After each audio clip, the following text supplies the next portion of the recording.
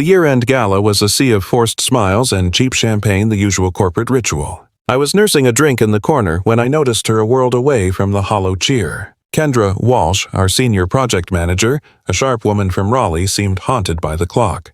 She was 36, I think, a single mother to a young son.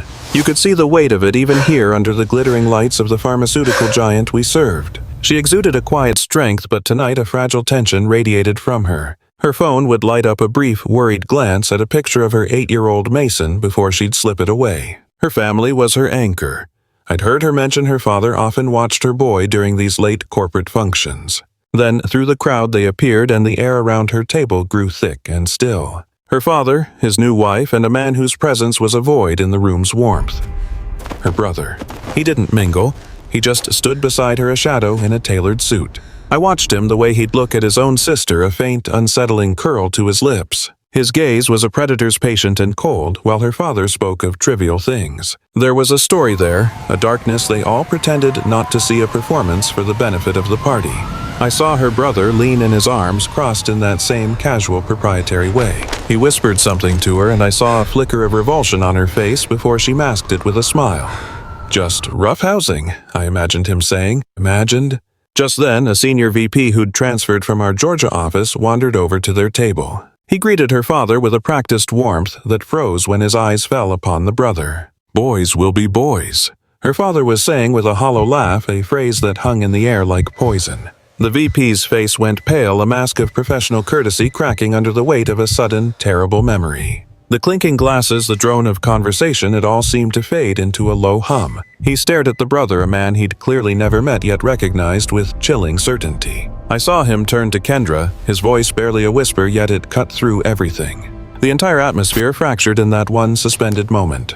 The lead VP, a man known for his composure, took a half-step back from their table. I watched the color drain from his face as he locked eyes with the smirking man beside Kendra. He pulled her attention from her father, his voice dropping to a conspiratorial, urgent tone. "Ma'am," he began, the word trembling with a gravity that silenced the entire table. "Is that really your brother?" He didn't wait for an answer, his gaze fixed on the ghost he was seeing. "Because 3 years ago in Georgia," I saw a paramedic crew roll up on a scene that looked exactly like this. I saw him across the room, standing in the very same way he must have stood then, wearing that same hollow smirk. You hear people say blood is thicker than water, a bond that can't be broken. This family, this story. It was proof of how wrong they are. The air in this gilded room grew heavy with the unspoken, a chilling tale that clung to them like a shroud. You could feel the poison in the silence, a story that had been waiting for the right moment to finally break free. And now I can see the memory playing out in her eyes. It began, she'd said, with a car door slamming shut and a mother's frantic run. Into the freezing rain, her heels skidding across the slick, wet concrete, the single porch. Light cast a sickly glow on a house that seemed frozen in time, far too still. Her son Mason was sprawled across the top step, looking less like a boy and more like a discarded toy. His small, 8-year-old body was twisted at an angle that defied nature. His face was a ghostly white, his lips turning a frightening shade of purple, his chest hitching in tiny, desperate jerks. One shoe was gone, but his school backpack was still on. And Carter, his brother, simply leaned against the cold brick, wall arms folded, wearing that lazy, indifferent smirk he'd owned since middle school. "Just messing around," he'd offered with a shrug.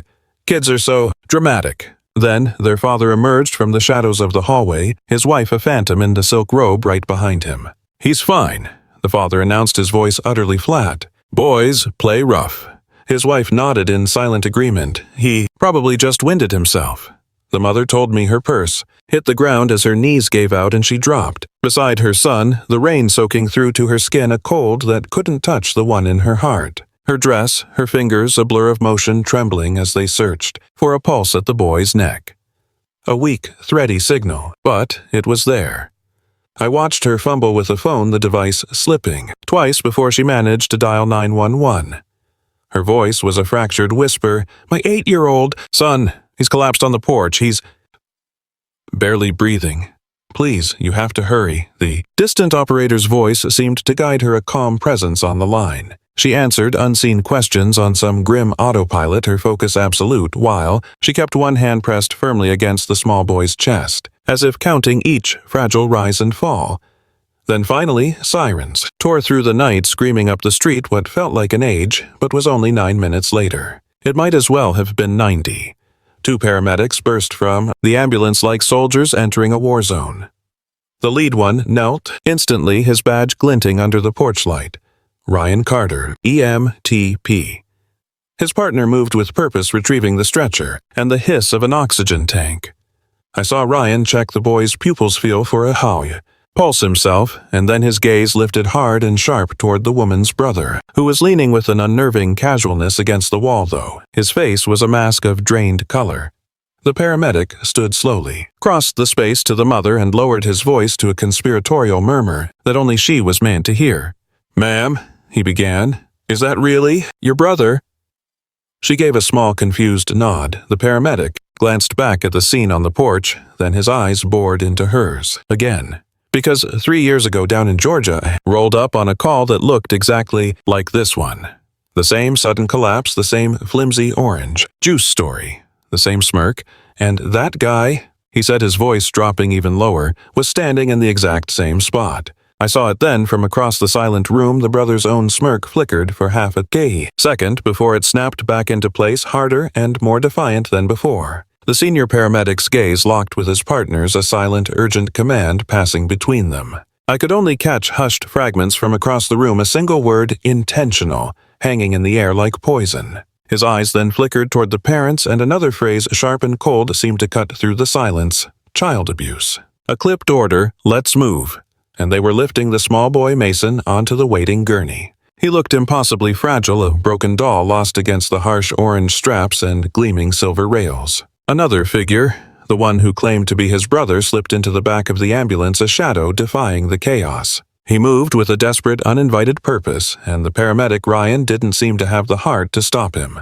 As the heavy doors began to swing shut, my gaze was captured by a tableau on the lawn that froze my very soul. Through the small square glass, I saw Carter, the supposed older brother, already bathed in the cold blue light of his phone. His thumbs were a frantic blur across the screen, a grotesque act of normalcy in the heart of a nightmare. The father and his new wife stood just feet away, wrapped in an embrace that looked staged, a pose for a camera that wasn't there. They stared after the flashing lights, their expressions placid and unreadable, as if observing a distant, uninteresting play. The ambulance carrying their son receded into the night, and you'd think it was taking away a stranger's tragedy, not their own. Just before the doors sealed, I saw the paramedic Ryan already at work inside the rig's sterile, unforgiving light. His hands were a flurry of precise motion, connecting wires to the boy's chest, preparing a needle with grim efficiency. He leaned in to speak to the other boy, his voice lost to the distance, but his expression was a mask of cold intensity. And then he looked back past the closing doors, his eyes locking directly onto the stepmother standing on the manicured lawn.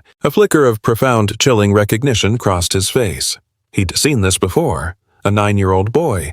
A case from long ago. It was the way he stared at her, the stepmom, as if superimposing another face, another pattern of bruises onto this very moment. You could almost hear the echoes of old excuses, the ghosts of dropped charges and convenient loopholes in that single damning look. It was the look of a man remembering a family that had simply vanished, swallowed whole by a flawed system. A family that had moved east, a detail resurfacing from a nightmare he must have thought was long buried. And now that face, the one from the nightmare, was standing right there, coolly watching the ambulance drive away. The siren screamed into the night, a howl of fury and grief, as I remembered the sight of Mason's small hand on the carpet. It had looked so pale, so cold, a fallen leaf on the expensive Persian rug, utterly still. Through the back window, I saw the paramedic glance from his monitors to the sibling who had climbed in. I saw his lips formed a question, a strangely casual inquiry that felt heavy with unspoken history.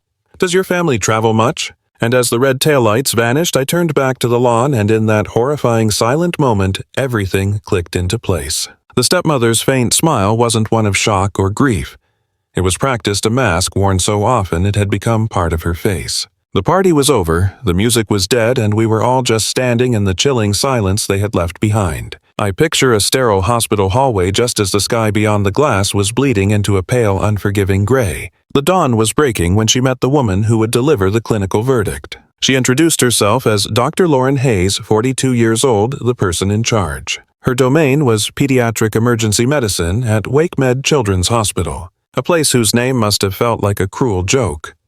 I imagine her voice was quiet, but it carried the immense gravity of too many nights spent delivering devastating news. Your son is breathing on his own now. She must have said the words a fragile lifeline as she led the mother, not me, into a small, suffocating consultation room. We've pumped his stomach, we've started aggressive IV fluids, and we've administered activated charcoal. A cold litany of procedures. Then came the diagnosis, a blood panel showing diphenhydramine, at levels that would overwhelm a grown man, plus the presence of codeine. This was found in a system already ravaged by severe dehydration, and then the other detail. Multiple bruises chillingly marked in various stages of healing. The doctor would have explained that they were required by North Carolina law to file an immediate Child Protective Services report and, of course, to notify law enforcement. The mother could only nod, her throat sealed with dread. I see the doctor hesitating, a moment of humanity. "Mason is asking for you. He's awake." And with that, the mother must have walked into room 412 on legs that felt completely disconnected from her body. Legs that felt borrowed for this nightmare.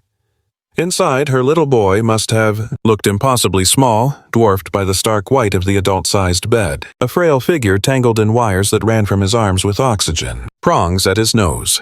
The surrounding monitors beeping a rhythm that was steady but unnervingly fast. And when his eyes met hers, his small chin began to tremble. "Mommy." She would have sat on the very edge of that bed, enveloping his cold hand in both of her own.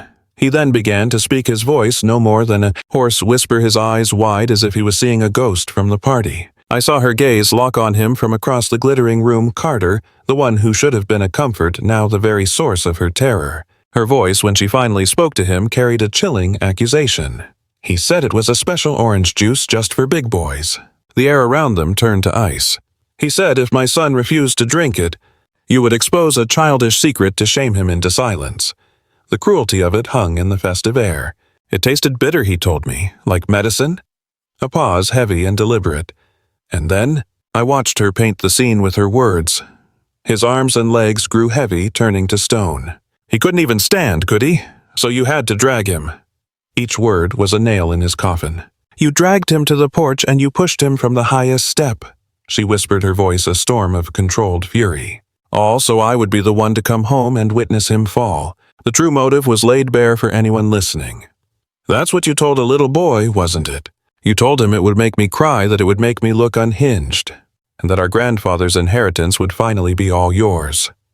The ugly truth silenced everything around them. In her eyes I could see the reflection of a hospital room, a memory replaying of every word piercing her like a separate knife. I could almost hear the echo of her son's tearful voice, his small, brave confession. "I tried to be brave, Mommy. I'm sorry I drank it." The ghost of that apology seemed to fuel the fire in her stare. I saw the monumental effort it took for her not to break, to absorb that pain and turn it into this cold, hard resolve. I imagined her whispering to him then, as she was fighting for him now, "You did everything right, my baby. Everything." That word was her shield as she stood there, having walked away from the beeping machines and the antiseptic air. She had left the quiet dread of an IV drip just to walk back into this gilded cage. And there he was, Carter, the cause of it all, looking utterly bored by the drama. He was just scrolling through his phone, his feet propped up on a velvet chair as if he hadn't a care in the world. Their father stood by, absorbed in an old magazine, a portrait of deliberate ignorance. It was a perfectly staged scene of normalcy, as if this were just another Tuesday afternoon. Tamara sipped her drink, legs crossed, radiating a chilling, unshakable calm. Kendra finally moved, stopping right in front of her brother's casual throne. "What did you put in the orange juice?" The question sliced through the clinking glasses. Carter didn't even look up. "Nothing?" He sighed, the word dripping with annoyance. "The kid's dramatic." Their father closed his magazine with a soft thud, the sound of a judge's gavel. "Kendra, you're exhausted," he admonished gently. Carter was just being a brother. "He was just playing," Tamara added, her voice smooth as venom. "You know, Mason has always been sensitive. Always been so fragile." The older woman's voice was a dismissive sigh. "You let work consume you." I watched her stare at the man who hours ago was the life of the party, the one who once seemed like a storybook older brother. "He was only 8 years old," she whispered, her voice cracking. "And you're calling what you did to him a game." Carter's gaze finally locked with hers, a ghost of a smirk playing on his lips. "Prove it." The two words dropped into the sterile silence, a challenge and a threat. I saw the change in her then. Something hardened, something broke. Her phone was in her hand, her thumb hovering over a single name, a contact, who could evidently turn that simple challenge into a life sentence. The call connected before the first ring even finished. "It's me," she said, her voice trembling not with fear but with a cold, distilled rage. "I need the full workup. Everything you can find on Carter Walsh. Financials, travel logs, private messages, untraceable phones. I want it all starting from this evening." The man on the other end, Marcus, didn't hesitate. He simply said, "Send me a clear image of his driver's license. You'll have the preliminary file in 6 hours." She ended the call, her gaze falling upon the 3 people who were supposed to be her family. "Leave," she commanded, her voice low and final. "Leave this hospital. Don't call me. Don't send a message. As of this moment, you are no longer welcome here." Carter stood stretching lazily, as if he were merely bored by the evening's theatrics. "Good luck with that, sis."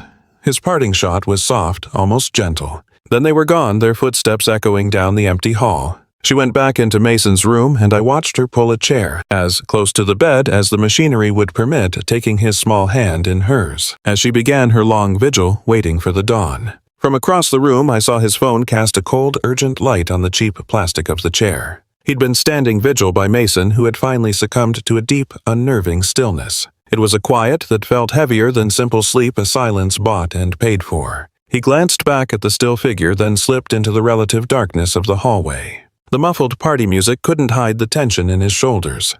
I saw the name Marcus flash before he answered. There was no greeting, just an immediate grim focus on the screen as it came to life in his hands. I watched his thumb jab at a secure link that blossomed on the display. Even from a distance, I could make out 2 words at the top of the file: Carter Master. The screen filled with the image of a scanned document dense with legal text. It had the yellowed, important look of a last will, a ghost from the family's patriarch. I heard him whisper the words to himself, a horrified realization dawning, revised, just 3 months ago. His finger traced a line on the glass. Page 9. Paragraph 14. He breathed out, and I watched him reread it, his knuckles white around the phone. The blood drained from his face as the meaning finally broke through his disbelief. He put the phone to his ear, his voice a ragged whisper. I had to strain to hear. "The primary beneficiary, Mason Walsh, is to be determined by 2 licensed North Carolina physicians." His words were clipped, frantic.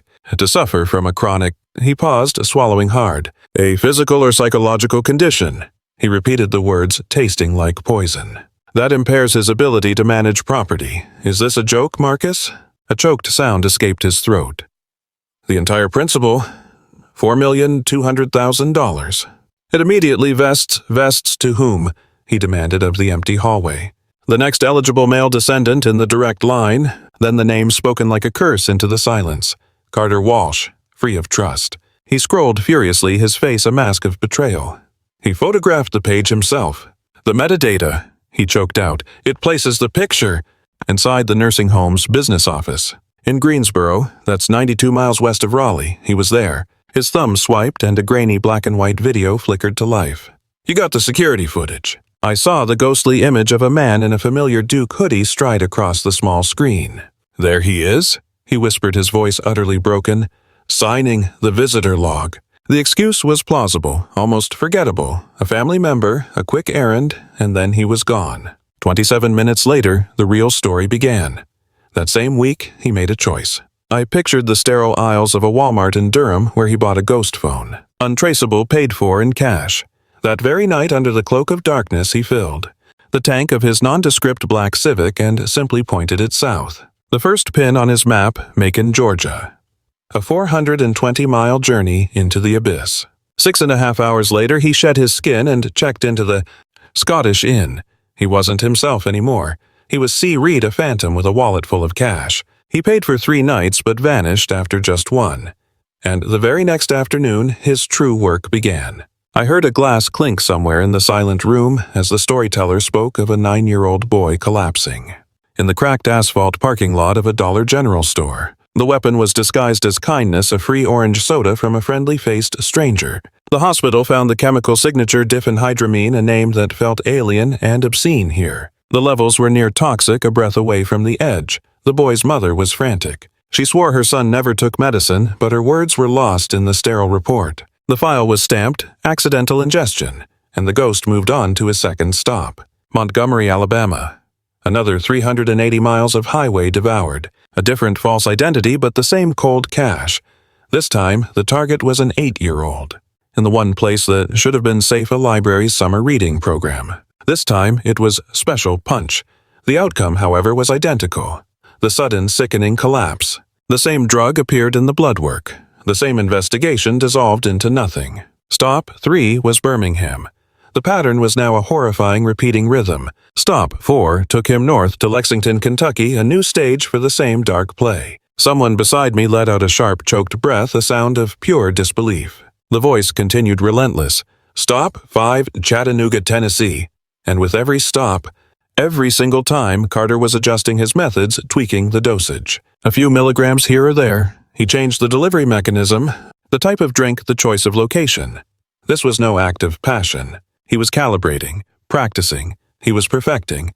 The precise recipe that would make a perfectly healthy child just cease to be. The plan was a chilling piece of arithmetic, induce a collapse just long enough to trigger the psychological evaluations, but never long enough to be fatal because, you see, a dead beneficiary's inheritance is a closed book. The evidence Marcus had collected painted a portrait of a ghost toll.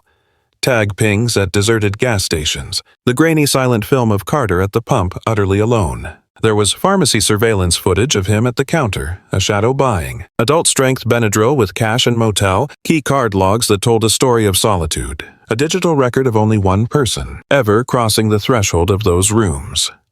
No second, driver caught in the periphery. No accomplice reflected in a window. Just Carter. His father and Tamara were never in the car with him, 0 miles logged together. They were specters in his story until the day he returned from that Georgia trip of He announced over a celebratory steak dinner that Phase 1 had unfolded, without a single flaw. They absorbed the confession in silence, offering no questions, no judgment. And later, whenever the news would murmur about the string of strange collapses, they would simply smoothly change the subject. Their hands were clean of the planning. Their money never purchased the drugs. Their touch never grazed the skin of the other boys, but they wrapped him in their protection all the same. Then, Marcus's last message lit up the screen while the timeline was still burning itself into my mind. A single horrifying sentence. He's been biding his time, waiting for Mason to be old enough. It read, old enough to be the key that unlocks the medical review clause. Your son was always the endgame. I let the phone fall dark. The muffled sounds of the party seemed a world away as I walked back into room 412. The air still and quiet and stood over my sleeping 8-year-old son. From across the room I heard his low voice cut through the party's hum. Carter had apparently spent 3 months turning himself into a phantom, a traveling poisoner, all for the sake of money that was never his to begin with. His voice cracked, then a flicker of pain in the festive lights. And my own father chose to look the other way. He paused, staring into his drink. I left Mason with 2 plainclothes deputies the hospital assigned after the CPS hold, and I was on the 6:05 a.m. flight out of RDU. First stop was Hartsfield, Jackson down in Atlanta. I rented a gray Camry, something anonymous, under a new corporate card and just drove. He spoke of the 420 miles to Mon, Georgia, like it was a single breathless shot. The mother, she met me in the parking lot of a Chick-fil-A off Interstate 5, her hands. He trailed off. They shook as she handed over a notarized affidavit and a small thumb drive. Her son, he's 11 now, he just stayed in the back seat behind, her staring at me with these old eyes that had seen far too much. This man, Carter, he called himself. Chris, she said, gave her boy a bottle of orange Fanta in the park. 10 minutes. That's all it took. 10 minutes later, he just dropped like a stone. Doctors told her it was the highest diphenhydramine level they'd ever documented in a living child. The police report just called it an accident. He let out a bitter laugh. I knew better. That thumb drive contained the Ring doorbell footage. It showed Carter in a gray hoodie smiling while he handed over the bottle, before walking away whistling as if it were just another Tuesday. The story wasn't finished. My second stop was Montgomery, Alabama. I flew into MGM, he said, rented another car and kept going. The first story began with a 380-mile drive into the heart of another family's nightmare where a mother waited for him. They met under the artificial glow of a Cracker Barrel, a monument to Americana just off the anonymous interstate. Across the table, she slid a manila envelope, its contents feeling heavier than paper, the flap sealed with the cold authority of evidence tape. He spoke of what was inside, a litany of a shattered childhood medical records, a toxicology report, and the linchpin, a piece of evidence born from pure chance. It was a pharmacy receipt. Carter had carelessly discarded a ghost in the trash. It was found by a janitor who, guided by some instinct, felt the wrongness of it. He knew it was something that should not have been thrown away, something suspicious. That receipt explained why her son, now 12, still woke up screaming. It explained the 18 months of night terrors that followed the day he drank the special punch, a concoction given to him by a man who seemed so nice right there in the sanctuary of the town library. She had kept the empty bottle, a mother's intuition preserving the vessel of her son's trauma. It sat in a freezer bag, a cold, silent witness. A lab retest, he said, had been Marcus's idea. It confirmed the poison, revealing residues of diphenhydramine and codeine. Every link in the chain of custody was perfect, a steel trap closing. The next stop on his grim pilgrimage was Lexington, Kentucky. I pictured him landing at Bluegrass Airport, the sky a different shade of gray. He rented a third car, another anonymous vehicle, to carry him the final stretch of that leg of the journey. This time a father met him at the curb, a man whose grief had hardened into something else. His eyes were like flint. He told us his son had only been 9 years old when Carter, the friendly neighbor, offered him free lemonade. A sample, he'd called it, offered right there on their own front porch. This father handed over his own pieces of the puzzle, a Ring doorbell SD card capturing the moment evil arrived. He passed over the original hospital draw sheet with its clinical columns of drug levels confirming the violation.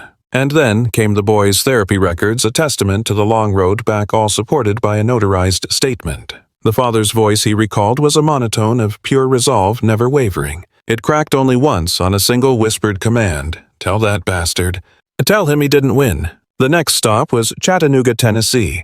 He'd driven straight through the night. 6 more hours on the road from Lexington because the list of broken families wasn't finished. His voice dropped, pulling the silent room closer as he described being ushered into the quiet of their living room. He painted a picture for us of their son, a boy of 10, perched on the sofa, his small hands clutching. A child's crayon drawing of the nice man, the one with the blue cooler. Then he said the parents presented him with the cooler itself. He described it resting in their hands, sealed within the sterile confines of an evidence bag. Inside, an empty Gatorade bottle rattled a hollow echo of a simple thirst. Beside it lay the lab report confirming the exact same impossible chemical signature, and that wasn't all they gave him. He spoke of a second SD card, a tiny square holding the ghost of a late-night gas station. We all held our breath as he described the grainy footage of Carter, his own brother, methodically filling the cooler, first with ice, then with a fine powdered medication that dissolved like a secret. The timestamp he whispered into the silent party was 2:14 in the morning the night before. And here his voice cracked. "Every family," he repeated, "gave me the exact same 3 things." A sworn, notarized affidavit was the first piece of the ritual. The second, original medical proof, clinical and cold as steel. And the third, time-stamped video of Carter moving like a phantom, acting completely alone. The pattern was a perfect, terrifying circle. Every receipt was paid in cash. Every single motel keycard he managed to track had been logged to only one occupant. Every electronic toll record that flashed in the dark showed only his black Civic. He told us he flew back from that last city carrying 4 sealed evidence boxes, the weight of 4 impossible stories. 4 thumb drives, he said, and a feeling in his stomach like a block of lead. Back in Raleigh, he met Marcus not in an office, but at a place designed to be forgotten. A climate-controlled storage unit humming with a cold, sterile air. It was rented under a shell company, a name that didn't exist. And there they laid everything out. The whole broken puzzle was spread across a cheap metal folding table. He described organizing the affidavits by date, watching the medical timelines he'd color-coded by state bleed into one another on a map of the country. It was a constellation of red pins and exact mileage logs next to the Amazon. Order history they'd pulled via subpoena, a mundane list of burner phones and untraceable supplies. The final threads were pulled from the digital ether. Ghosts in the machine cell tower, pings that mapped out a lie. But the most damning piece was an echo, a voicemail Carter had left for the family lawyer, unearthed from the cloud some 3 months after he'd thought it was erased. It was a phantom recovered from the lawyer's digital archives, a ghost whispering its secrets. "Hey, Mr. Ellison," the voice began, a chillingly casual tone. "Just a quick hypothetical." A small dry laugh. "If, say, my nephew was ever diagnosed with, severe anxiety, or something along those lines, and we got 2 doctors to sign off on it, confirming he was unfit, couldn't handle his finances. The trust, he'd mused, that would just default to me automatically, wouldn't it? No reason, he added, the lie hanging in the air, just asking for a friend. The lawyer, a shrewd man, had archived it, just in case. At the end of those 15 days of silent, relentless work, the truth had a physical form. It was a federal-grade dossier, a monolith of evidence stacked 5 inches high. I watched from a distance as Marcus drove her to the FBI field office on Newbern Avenue. They moved like conspirators carrying the weight of a man's downfall in those boxes. They presented them to a woman who seemed carved from granite, Special Agent Monica Reyes. I can picture her now flipping through the top folder, her expression unreadable. Then she looked up, her gaze cutting through the sterile office air, and delivered the only benediction that mattered. "This is airtight," she declared, the words sealing a fate. "We're taking it from here." She walked out of that building into the cold air, leaving the machinery of justice to grind into motion. All the while, Carter moved through his world, a king on a chessboard, believing himself invincible, the master of his own game. He had no sense of the hurricane gathering force directly above him. Then came the night of the Pharma Innovation Awards, a night designed for triumph. The December air was sharp and brittle, the sky a canopy of cold, distant stars. I saw her across the room, a silent figure of resolve. She was in the green room of the Raleigh Convention Center, a place of forced smiles and anticipation. I watched her adjust the shimmering fabric of her midnight blue silk gown, a final calming gesture before the curtain rose on the final act. From across the room, her reflection in the polished marble was a mask of perfect calm, though something in her stillness suggested a wire pulled taut, vibrating with an unseen energy. The whole affair was set in motion 10 days prior by an invitation I still had on my desk, a simple cream cardstock embossed with gold lettering. It promised a family photo opportunity. A fine champagne toast, all in the guise of honoring the patriarch Gregory Walsh on his birthday. I heard they had accepted the invitation within the hour, and then I saw him. Carter. He slipped through a private entrance at precisely 42 minutes past 6 in the evening. He wore a sharp black Tom Ford suit, accented by a stark white pocket square, his hair slicked back with the kind of precision that suggested he was gracing a runway, not a family gathering. He glided to his sister, brushing a kiss against her cheek, with a lazy, familiar smirk. I couldn't hear his words, but the air around them thickened. She simply smiled. Then came the father, Gregory, in a navy tuxedo, his arm threaded through Tamara's. She was a vision in emerald satin, a dress that drank in every beam of light in the room.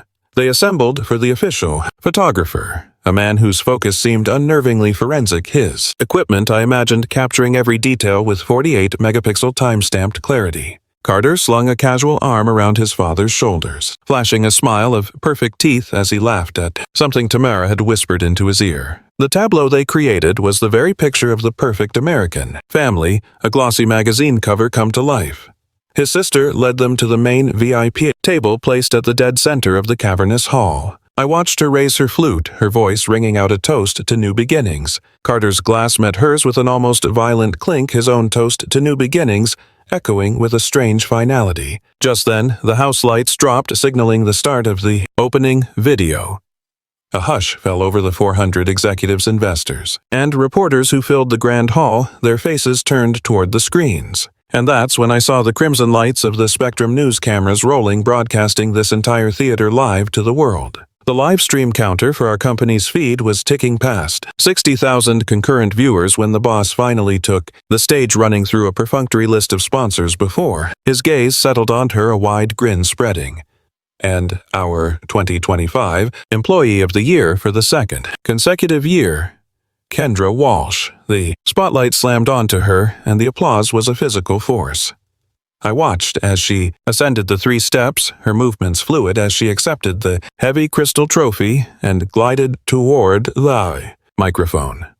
The enormous 200-inch LED wall that loomed behind her bleached to a blinding, sterile white.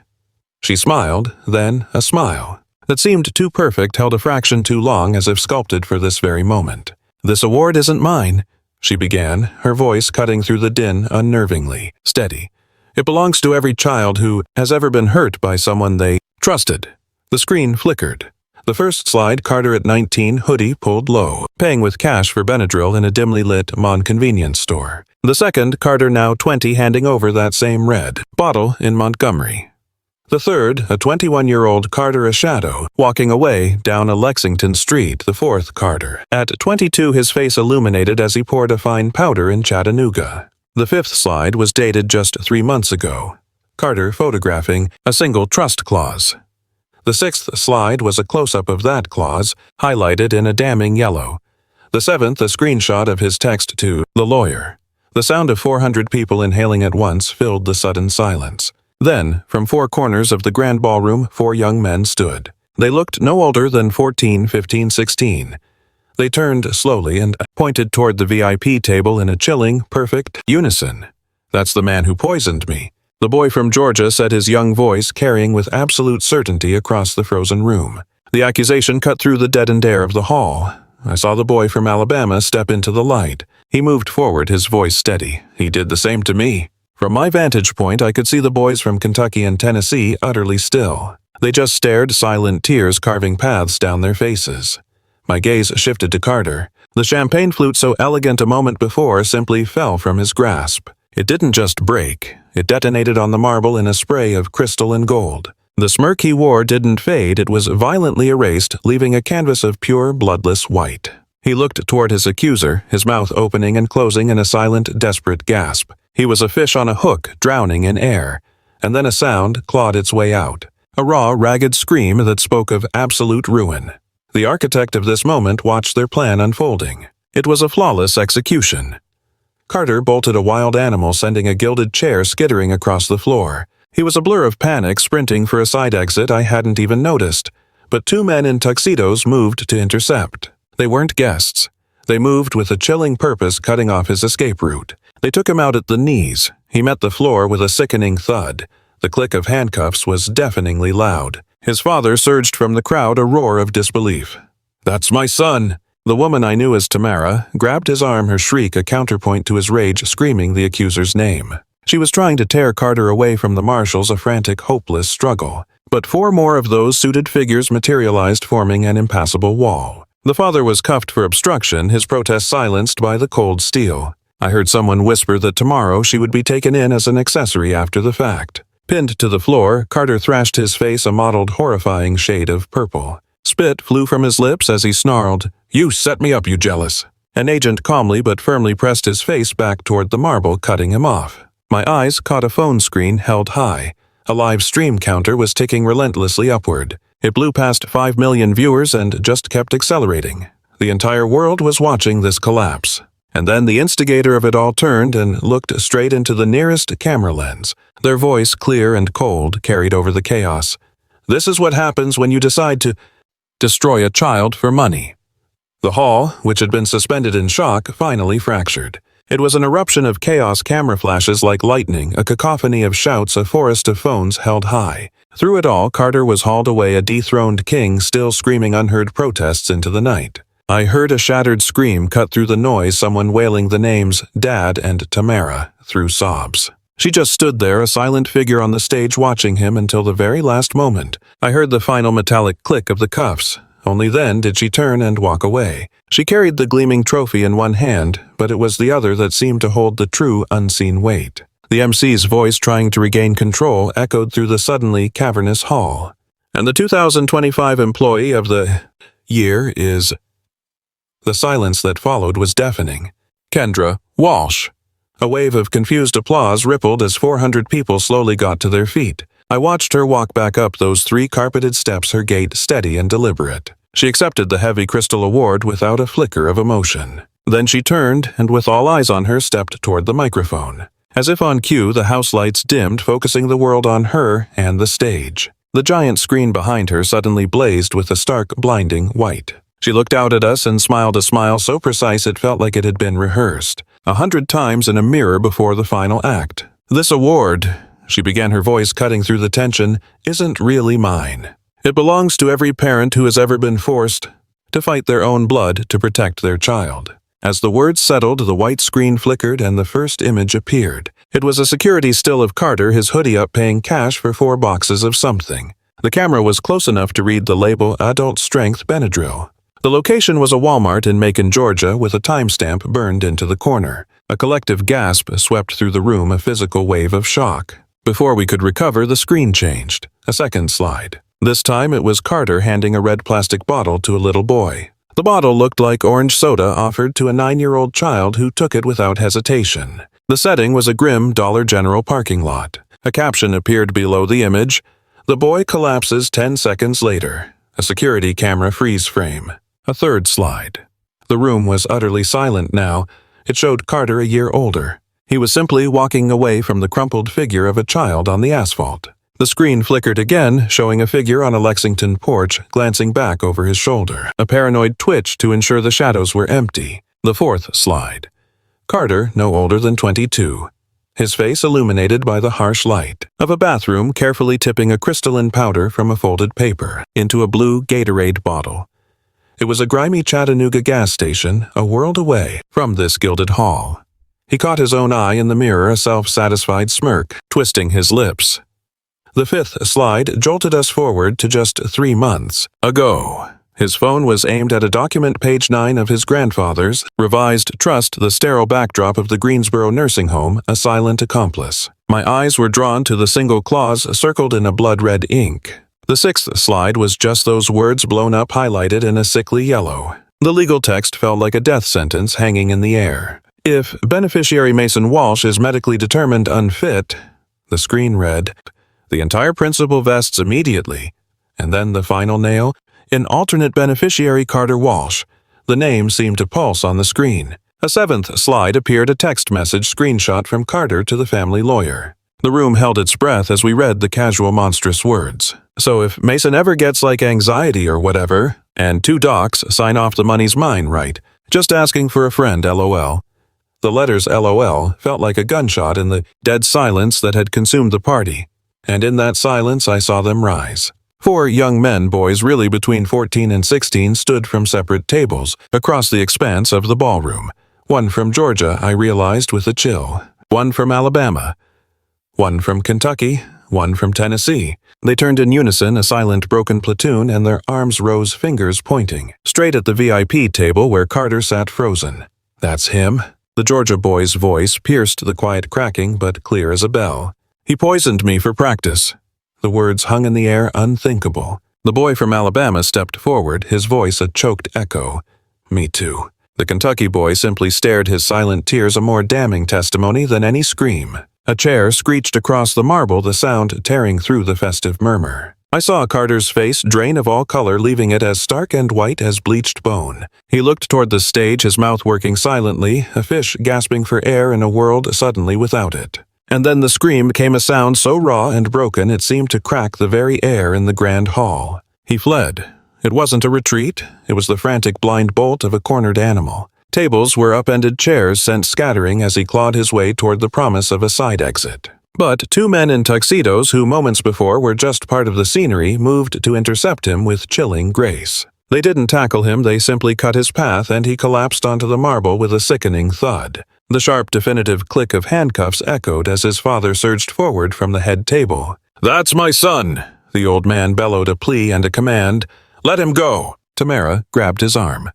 Her own scream, a blade aimed at the figure on stage, a name spat like a curse. She lunged past him, a desperate attempt to pull Carter from the grasp of the unmoving agents. 4 more dark suits converged, a silent, coordinated wave that enveloped the frantic parents. The father was subdued, cuffed for what someone near me whispered was interfering with a federal arrest. The charge for being an accessory, another whisper said, would come tomorrow. Pinned to the floor, Carter twisted his face, turning a deep, congested purple. "You set me up," he choked out, flecks of spittle flying as he stared at the stage with pure hatred. "You jealous!" An agent's hand forced his head down, silencing the rest of his venomous accusation against the stone. My gaze drifted up to the massive screen, the only thing in the room that seemed serene. The live stream viewer count was rolling, a digital river of anonymous witnesses. It surged past 5 million, the number climbing as if feeding on the chaos below. On stage, the architect of this ruin turned slowly, their eyes locking onto the unblinking red light of a camera. Their voice, when it came, was calm, amplified, and utterly chilling. "This is what happens when someone decides a child's life is worth less than money." For a second, the hall held its breath. Then it exploded into a pandemonium of light and sound. Flashes strobed like lightning, 100 voices shouted at once, and every phone was held aloft to record the fallout. Carter was being dragged out now, his screams reduced to hoarse, desperate cries. His father and Tamara were escorted behind him, their faces masks of tear-streaked disbelief. Through it all, the figure on stage remained a statue surveying their creation. They waited until the final echoing click of the cuffs, then turned and walked into the darkness, leaving the wreckage behind. With a gilded trophy in one hand and the delicate thread of Mason's future unseen in the other. 11 months drifted by like a fever dream, landing us in the cold reality of the federal courthouse. It was there in downtown Raleigh that the final terrible judgments were handed down, delivered from on high beneath a merciless December sky. Carter Walsh, just 23, was a specter in prison orange as the clerk's voice cut through the silence, listing the 5 counts. Attempted murders by poison. A phrase that felt alien and monstrous on the tongue, carried across state lines. The interstate transport of controlled substances, all with the explicit intent to inflict harm upon minors. Then came the wire fraud and the conspiracy to bleed a family trust dry. I watched the judge peering over his glasses as if examining a specimen, before he spoke the words that would erase a life: 40 years in USP Atlanta. No possibility of parole for 25. And Carter didn't even blink. He just fixed his gaze on me, his eyes burning a hole through the sterile courtroom air, his lips twisted into that same knowing smirk from that night at the party. He held it until the marshals finally broke our gaze and dragged him away. Then came Tamara Walsh, 39, who had already traded her story for a deal the week prior. 8 years they gave her at FCI Tallahassee, the price for being an accessory after the fact, for her silence in the face of unspeakable felony child abuse. The tears came on cue the moment the sentence was finalized. Mascara painted black rivers down her cheeks, a theatrical portrait of sorrow, as she begged the judge for one last goodbye with her son. The gavel fell. Request denied. And then there was Gregory. Gregory Walsh, 59, was the last to stand. The very man who taught me how to ride a bike now stood shackled, his face etched with the weight of 10 years he hadn't yet lived. Misprision of a felony. 6 years. The quiet crime of knowing and doing nothing. I saw him in the courtroom at Bootner Low, a hollowed-out version of the man from that night. He stared at the floor the entire time, right until the final sharp crack of the gavel. In that sudden silence, his head lifted and his eyes found hers across the room. I watched her meet his gaze, a silent final judgment, before she turned her back on him for good. The trust he'd built on lies was dismantled that very week, undone by North Carolina's fraudulent transfer statutes. Every asset, every last cent was meticulously reclaimed from the wreckage of his deceit. The full $4,200,000 was recovered, a staggering sum. It was all poured into a new ironclad fortress, an irrevocable special needs trust. A sanctuary with her son Mason as the sole beneficiary, the one person it was always meant for. And she stood as its sole trustee, the unshakable guardian of his future. As if that wasn't enough, a separate civil jury added a final crushing weight of $3 million. A penalty secured not against what he had, but against any phantom earnings he might ever make. They had salted the earth of his entire financial future, ensuring nothing could ever grow there again. The moment the legal ink was dry, she began the process of becoming a ghost. The old family name was shed like a skin, replaced by Mason Hayes and Kendra Hayes. It was a total reinvention, a deliberate erasure of the past. New birth certificates were issued, new social security numbers assigned. A complete and total vanishing act, leaving nothing behind but a story whispered at parties. They moved 3 hours west, vanishing into a quiet street just outside of Charlotte. A place where no one would ever know the name that had been so spectacularly destroyed. They built a new world from the ground up. New schools, a new pediatrician, and a new therapist, someone whose entire practice was dedicated to healing the deep wounds of childhood, a specialist in helping a child recover from a trauma that had fractured his entire world. I heard the boy, Mason, still woke some nights screaming the name of the man who was no longer his brother.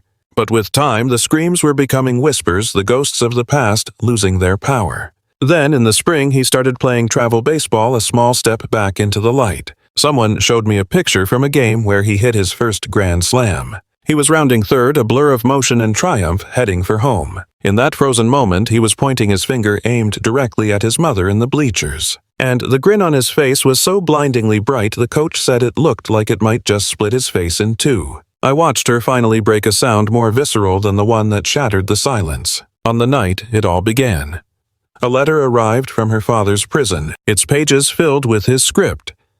I heard it was 3 pages of justifications, a plea about keeping the family's peace, a claim that he never intended for anyone to be harmed. She must have read only a fraction of it because later I saw her walk toward the fire pit in her yard, feeding the rest of the letter to the flames. The boy Mason was there innocently roasting marshmallows over the embers of those words, asking her if the orange light was beautiful.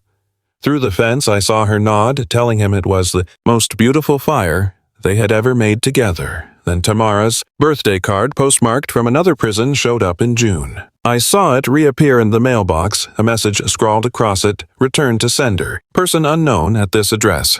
The ink, a violent red. Against the white envelope, a final silent rejection. The news about Carter's appeal spread quickly. It was denied. The court released a 21-page opinion, a document that described his actions as some of the most meticulously planned and corrupt the circuit had ever witnessed. From that wreckage, the other 4 boys, now young men, built something new.